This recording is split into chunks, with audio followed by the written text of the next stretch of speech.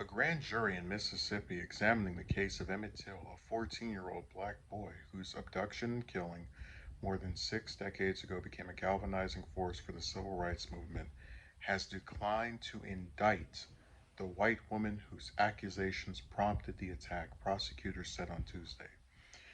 Jurors in Lafleur County in the Mississippi Delta, where Emmett had traveled from Chicago in the summer of 1955, heard more than 7 hours of testimony from investigators and witnesses with direct knowledge of the case. Still, prosecutors said the panel did not find sufficient evidence to indict the woman, Carolyn Bryant Dunham, on charges of kidnapping or manslaughter.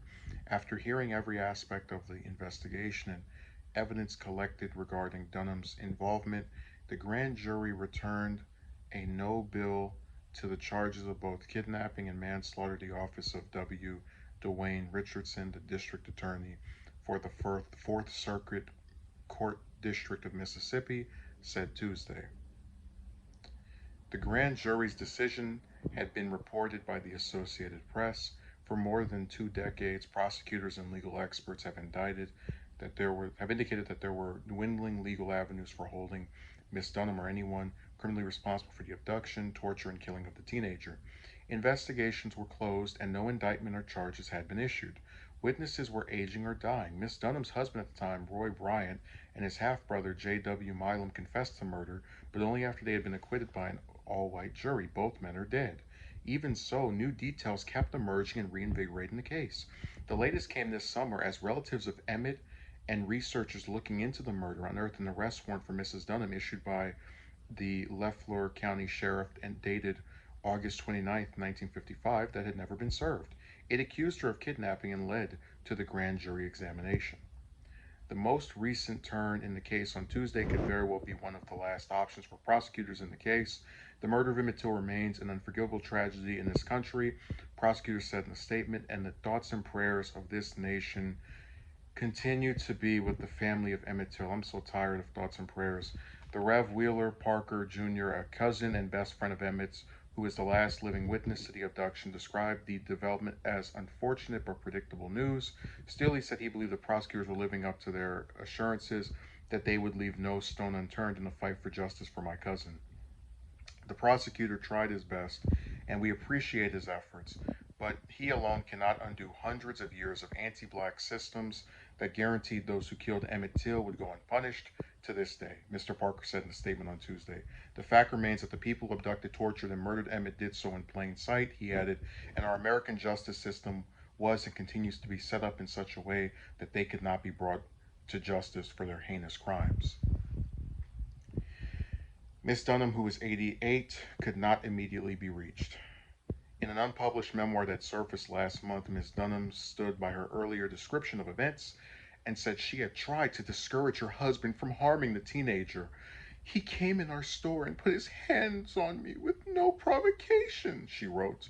Do I think he should have been killed for doing that? Absolutely, unequivocally, no. The FBI fam the the FBI family, the Till family, said the account was rife with inaccuracies. There have been thousands of lynchings, many in the American South, but the gruesome details of Emmett's killing reverberate across the country. He was tortured and shot. A 75-pound fan from a cotton gin was tied around his neck, and he was thrown into the Tallahatchie River. When he was found, his skull had been crushed and his face disfigured. So I'm trying to make sure I get all I can out of this article. The reason for that is because the New York Times, one of the most money hungry publications of the modern era, has this thing where they keep saying, you're running out of articles. You're almost out of free articles. You can subscribe to our service for this many dollars a month. And I'm just thinking to myself, to read the news, I think should be free. But even if you want to put a pay, some kind of price behind the older articles on the site, all these are historical. To read something that just happened a day or two ago, that was Tuesday. This is Wednesday. I just think that's nuts. But whatever. They're another one of these publications that is trying to stay alive in the techno era, so they have to scrape for as many pennies and coins as they can.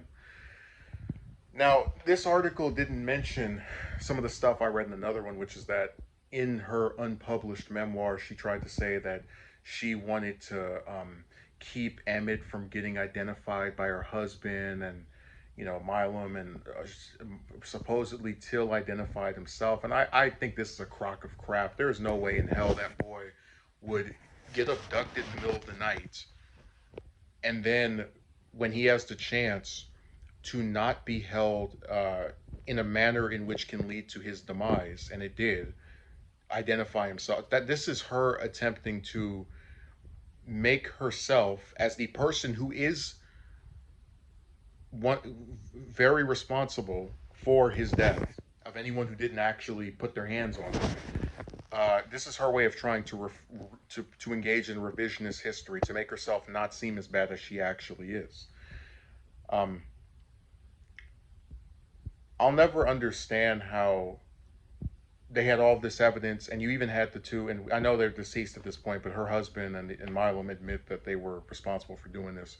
How you just can't seem to get any type of convictions or actual criminal sentences for the people who were involved with this stuff. And here's a lady who, and a lot of people are defending her today, saying, "Oh, well, she's 88 and she doesn't have that many years left." And I said, it must be really nice to have been able to live a full life going into your 90s.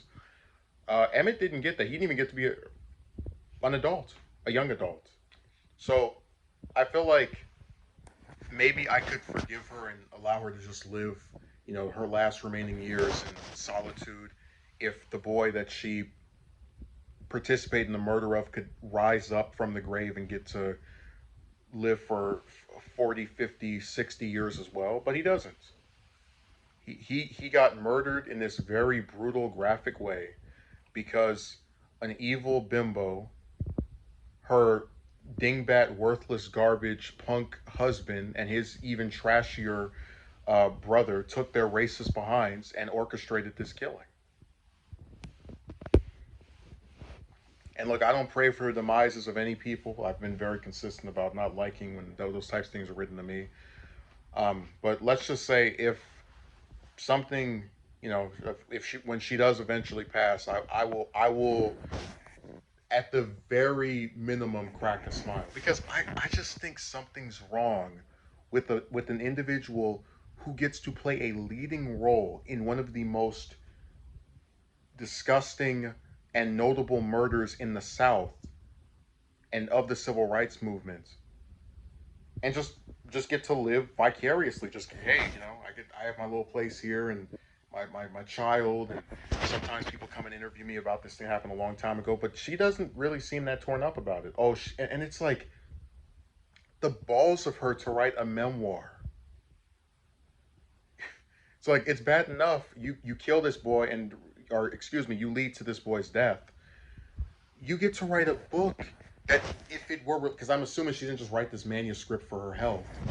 If this book was released in her lifetime, which it very well possibly could be as far as I know, she gets the profit off of being like this woman's literally done nothing in her entire life that's remotely notable other than being the piece of garbage that got an innocent child killed for the stupidest thing and kickstart the civil rights movement. That's her literal only reason for writing that book, that manuscript, whether it gets released or not, is to profit off of this child's death. So it must be really nice to be Carolyn Dunham. You get to live a full life, right? You have a lovely husband who gets to kill a child with his garbage. The other one with Milam. You get to put out a book where revise history and pretend like you weren't the person that was most responsible for kickstarting the events that led to his death. And you have brainless nitwits on the internet try to say, "Oh, you're old now, so it's okay to have done this." There's a time limit on murder. Yes, I guess we have a lot of internet lawyers propping up to, and the first clients they take on are literally the scum of the earth, like this lady and her uh, crappy family.